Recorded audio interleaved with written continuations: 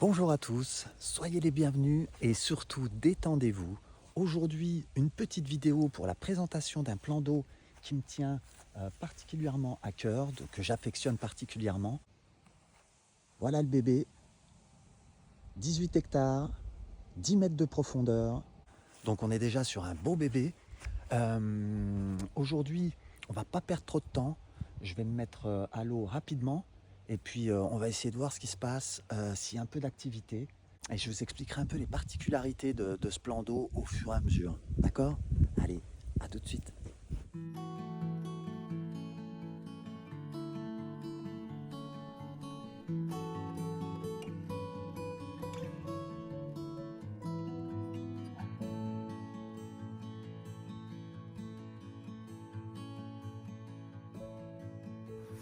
Allez, on va sortir tout ça, on va préparer les leurres. Aujourd'hui, je pense que je vais partir sur deux médiums et une light. On va essayer de taquiner un peu la perche pour voir si les carnassiers sont actifs. Une petite canne light en 2,10 pour la perche directement, montée avec un petit casting jig. Voilà, pour voir rapidement si elles sont un peu énervées. Et si elles ne sont pas énervées, on va essayer de les énerver un peu. Alors, tout à l'heure, je vous ai parlé un petit peu des particularités par rapport à ce plan d'eau. Alors, une des particularités, c'est que c'est un plan d'eau qui communique directement avec la Saône. On a la Saône juste à côté avec une buse, en fait, qui pendant la période de crue, apporte de l'eau et éventuellement des poissons. Et quand la Saône descend un peu, c'est l'inverse. C'est la gravière qui pousse dans l'autre sens. Et éventuellement, la Saône peut reprendre des poissons. Mais bon, franchement, dans une gravière comme celle-ci, les poissons s'y sentent bien. Donc la Saône apporte quand même plus de poissons qu'elle en reprend. Mais on est quand même sur une particularité, on va dire sur une difficulté par rapport à la pêche. C'est-à-dire que on est un peu sous un état d'esprit, sous l'état d'esprit d'une bassine. En fait, on a des bordures, toutes les bordures là, en fait, font à peu près 5 à 10 mètres de longueur.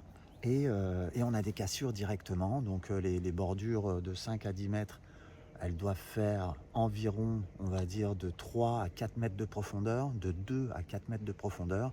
Et puis après cette avancée peu profonde, tout de suite ça plonge. Et là, on arrive au milieu à 10 mètres, quoi. 10 mètres maximum. Donc là, on a un temps quand même mi-figue, mi-raisin. Je vous avoue franchement que si jamais le temps part en sucette et qu'il se met à pleuvoir à saut, je vais devoir couper la vidéo parce que je ne suis pas équipé aujourd'hui ni habillé pour une pluie importante. Donc voilà, on va déjà quand même prendre la température à la perche. Je vais voir si j'arrive à faire quelques perches. Et puis après, on partira directement sur le brochet. Je vous expliquerai comment j'aborde le point d'eau par rapport à la pêche du brochet. Ok? Allez, salut! Pas perdre trop de temps, pas une touche.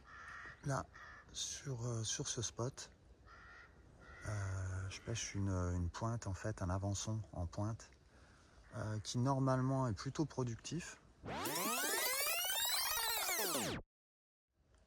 Et là pour l'instant, au casting jig, qui normalement, pour prendre la température, est quand même assez efficace, voire très efficace, et bien là, elles sont pas là.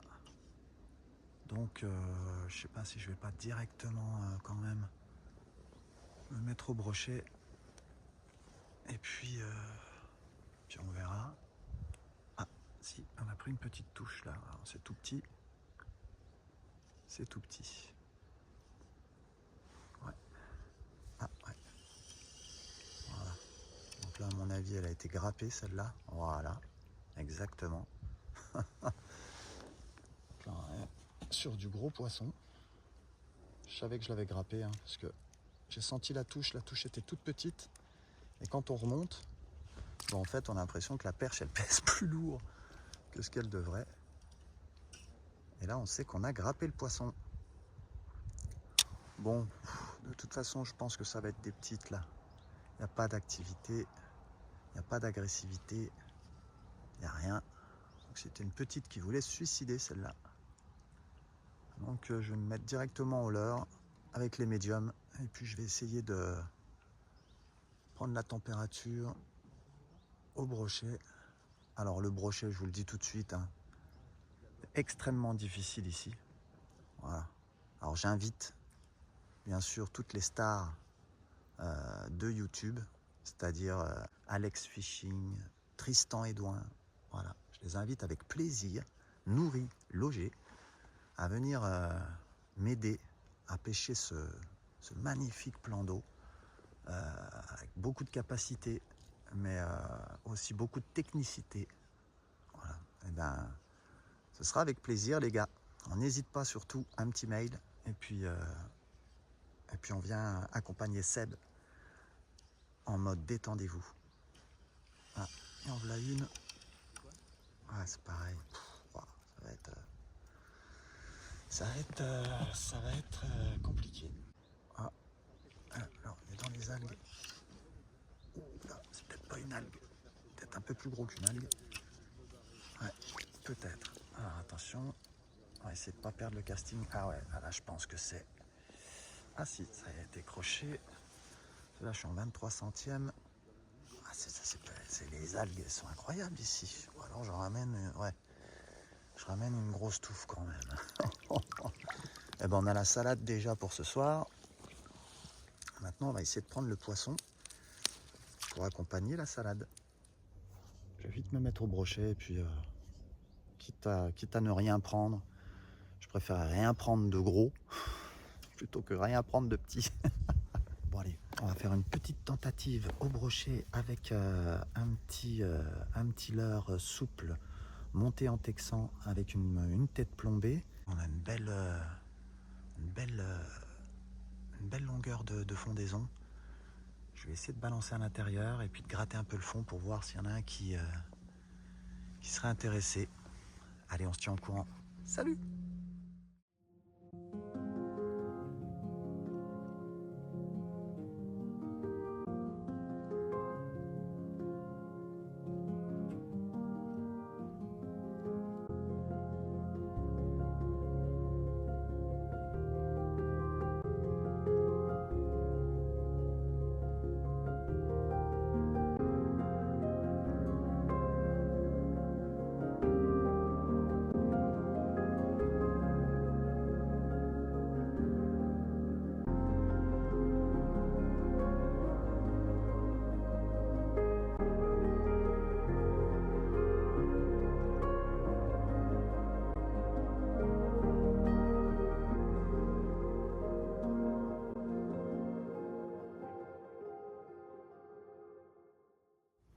Bon, pour l'instant, pas concluant.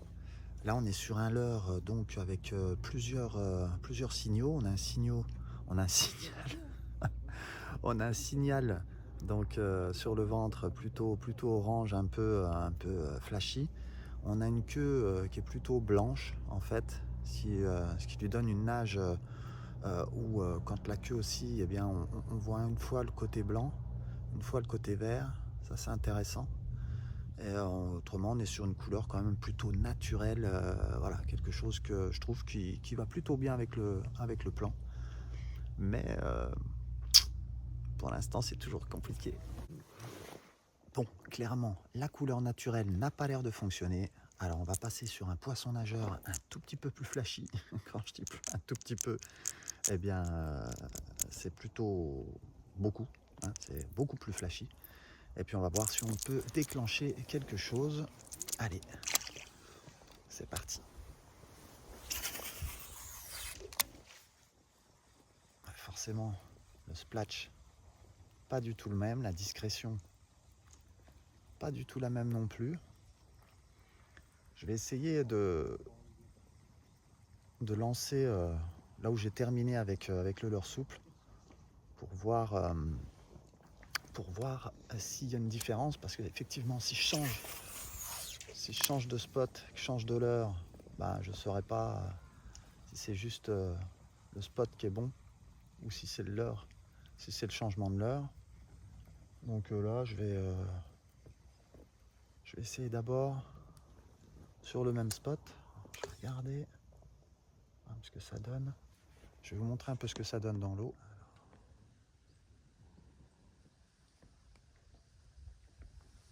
Voilà, quand même une belle nage. Ah, ça a un leurre quand même qui se voit très bien.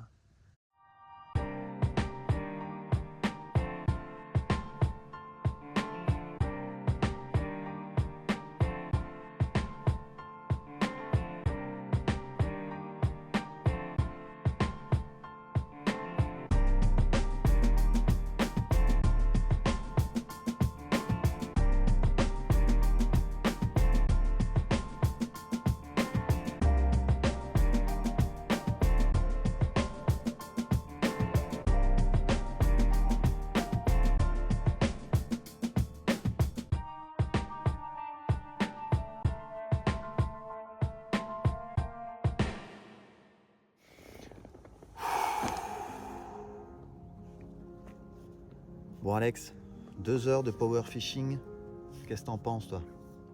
La situation est pas super non plus. Hein. Pourtant, je t'assure qu'ici, il y a des gros spécimens, on les aperçoit, on a la chance de les apercevoir pendant la fraie de la Brème. Voilà quoi, des spécimens d'1 mètre, 1 mètre plus, peut-être 1,10 m. Moi j'ai vu des dos 2 fois comme la largeur de ma main. Je pourrais même pas les attraper par-dessus comme ça. Ouais. Mais le problème c'est ça quoi. C'est que malgré ces zones qui sont pourtant, faut pas me dire quand même, magnifiques. Voilà, je tape toutes les bordures, j'essaye de ne pas me laisser sombrer dans la folie. Donc les spécimens sont là, mais on n'arrive pas à les déclencher. J'ai essayé une couleur naturelle. Ok, les leurres sont pas très gros, mais je me dis que ça sert peut-être à rien. On n'est pas non plus dans la saison des gros leurres. Puis j'essaie surtout de déclencher un poisson, quoi, déjà, qui fasse 50 ou qui fasse 90, je m'en fous.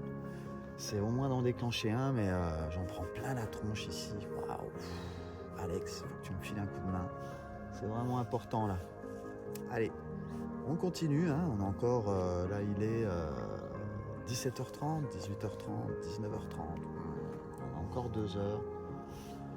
2 heures, et puis voilà, on va changer un peu les leurres, on va changer de stratégie. J'ai essayé de pêcher en surface, j'ai essayé de pêcher juste sous la surface, en subsurface, pêcher au fond, mais bon, au fond, voilà, ici, par rapport au bord, là, eh bien, t'as un avançon de 3 mètres d'herbier, puis après, boum, t'es direct à 5 mètres, quoi.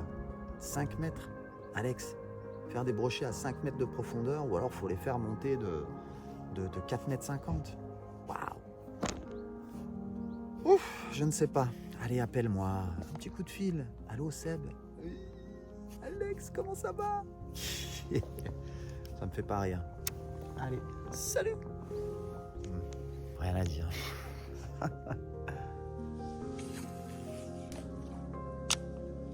Allez, bam.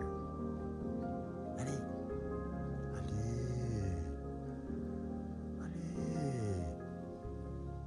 Attends, j'essaie vraiment de les faire sortir de tout ce foutoir là. Moi, ça, je suis carrément dans les branches. Hop là, je tombe à ras.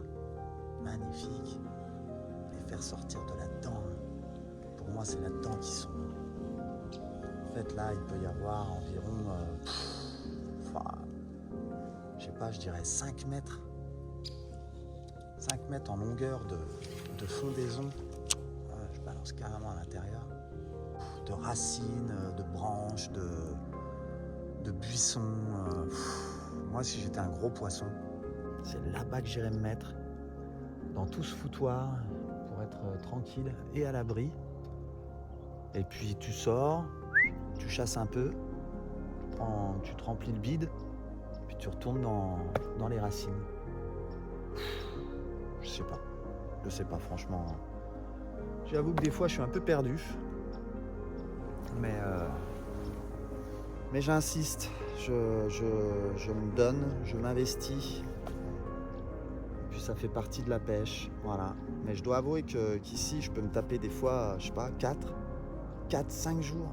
5 jours de suite, hein. Pendant des grosses claques, je suis encore là.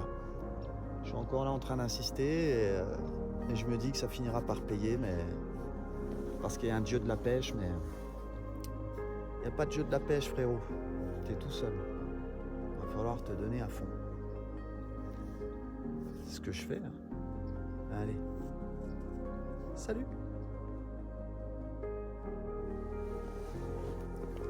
Fais le bilan calmement.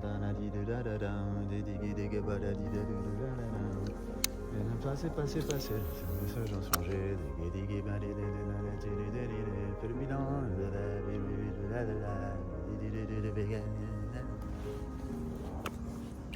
L'histoire d'amour comme si on avait 50 ans. J'ai 50 ans, frère. Ta gueule, j'ai 50 ans, frère.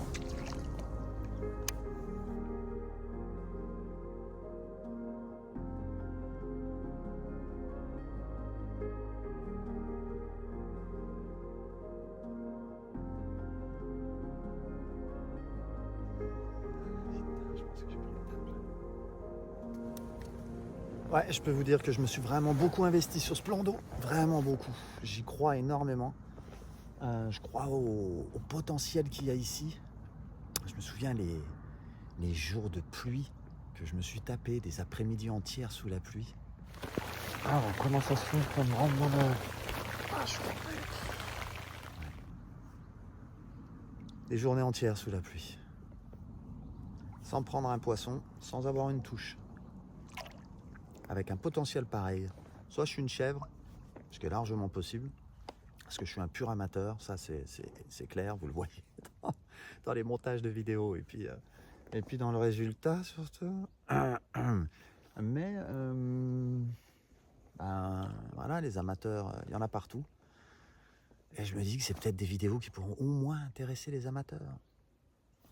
Allez, on n'hésite pas, hein. On s'abonne, on sait pas, ou on s'abonne pas. Parce que franchement, je pense que la chaîne, elle va être très moyenne. Donc je ne vais pas vous forcer, ça c'est sûr. Oh, qu'est-ce qu'il y a comme fond. Alors je vais essayer de vraiment gratter. Donc c'est-à-dire je laisse le leurre carrément descendre au fond. Puis je fais des tirées en cordon de scie. Je le laisse retomber au fond parce que c'est vrai que quand il nage en descendant, il a une super nage aussi ce leurre. Quand il descend, quand on fait une... Wow. Je sais pas ce que c'était. Est-ce que c'était une châtaigne ça? Ça serait incroyable. Oh là là. Ça, ce serait vraiment incroyable d'avoir pris une grosse prune. Regardez. Ah les gars, j'ai des traces dedans. Ah non, putain, c'est moi qui voulais les voir. En même temps, j'ai pas mes lunettes, donc je vois absolument rien. Je sais même pas pourquoi je regarde. Ouais, c'est pas la peine de regarder, je vois rien. Bon, là j'arrive sur une zone intéressante, c'est-à-dire qu'on a tout ce qu'il y a derrière moi. On a un virage vers le cygne là. Et en fait, toute la zone, on a 3 mètres, 2 mètres d'herbier qui arrive à 1 mètre sous la surface. Pardon. Un peu de fatigue qui commence à arriver, Seb. Voilà, les herbiers arrivent à 1 mètre sous la surface. Donc je vais repasser sur un leurre qui nage en subsurface. On va en passer au-dessus, juste au-dessus des herbiers.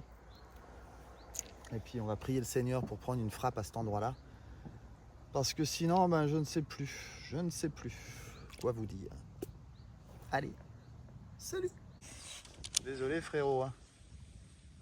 Ah bon? Tu peux me dire où sont les brochets? Eh oh. Attends, va pas comme ça. J'ai dit je m'excusais. Hein. Où sont les brochets s'il te plaît? Il n'y en a rien à secouer. Il n'y a pas une super ambiance en plus ici. Quoi. Bon, et bien mes amis, je pense qu'aujourd'hui, ça n'est pas la bonne journée. Je ferai une autre vidéo, je pense, sur la perche ici, dans les bonnes périodes. Peut-être également sur le brochet. Voilà. Mettez-moi en commentaire si vous avez envie de voir éventuellement une vidéo sur ce même plan d'eau. dans la période, on va dire, plus favorable, c'est-à-dire on y arrive bientôt, là, octobre, une fois que l'eau sera environ à 16 degrés, parce que je crois que c'est à peu près ça, 16 degrés, température de l'eau réactive, le carnassier et le brochet également. Donc dites-moi si ça vous intéresse, dites-moi si vous avez trouvé cette vidéo blasante parce que je prends pas de poisson, ou si elle était quand même assez sympathique malgré le matériel utilisé. Bien sûr que moi je n'utilise pas de drone. Peut-être que le jour où j'aurai 50 000 abonnés, peut-être que je me mettrai au drone, c'est possible. Bref, en tout cas... Oh, bah attendez, il y a un leurre ici, là. Regardez, la petite surprise. Bon, bah je vais récupérer un leurre, c'est déjà pas mal. Des mélis, des mélas, hop là. Et voilà. Eh, pas mal, hein. Je vais regarder comment il nage. Mais cool, ça fait un leurre de plus. Je vais le nettoyer un peu parce qu'il a pris un petit coup de vase, un petit coup de crado. On va lui mettre un coup dessus et c'est pas mal, hein. Excellent. Dans la branche, là. Merci. Allez, salut.